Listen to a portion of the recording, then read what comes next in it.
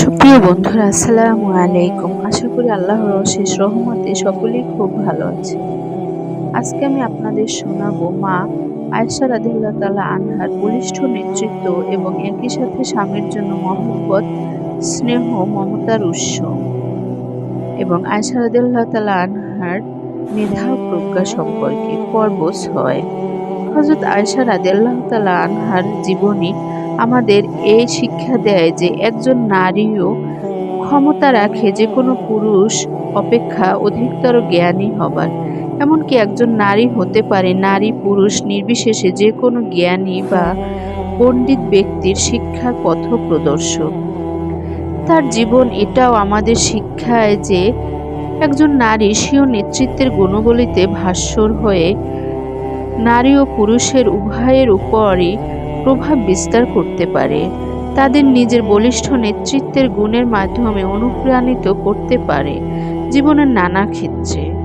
অনেকে নারী জ্ঞান ও নেতৃত্বের গুণের ভারে নিজের নারীত্ববোধ ও মমত্ববোধ হারিয়ে ফেলেন, যা আমাদের সমাজে সচরাচর হয়ে থাকে।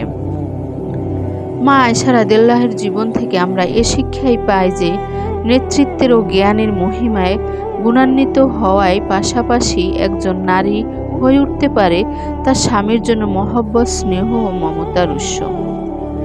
হযরত আয়েশা রাদিয়াল্লাহু তাআলা আনহার মেধা ও প্রজ্ঞার দিক থেকে ছিলেন অন্যতম।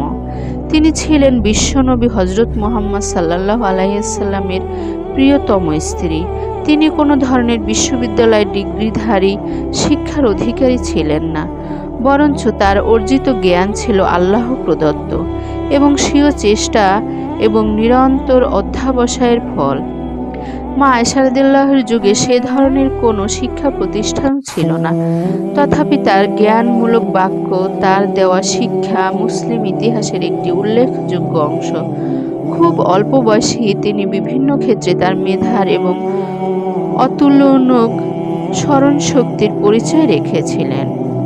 উম্মুল মুমিনিন হযরত আয়েশা রাদিয়াল্লাহু স্বয়ং মহানবী হযরত মুহাম্মদ সাল্লাল্লাহু আলাইহি সাল্লামের স্নেহ, ভালোবাসা ও শিক্ষার সংস্পর্শে ছিলেন। তার মতো করে কোনো নারী মহানবীর সান্নিধ্যে থেকে এতটা জ্ঞান অর্জন করতে পারেনি। বন্ধুরা, আমার ভিডিওটি আজ এ পর্যন্তই। সবাই শুনবেন, ইনশাআল্লাহ সবার ভালো লাগবে। মা বোনরা ছতর ঢেকে নামাজ পড়বেন, নতুবা আপনাদের নামাজ কবুল হবে না। সবাই ভালো থাকবেন, সাবধানে থাকবেন, নিরাপদে থাকবেন। আসসালামু আলাইকুম।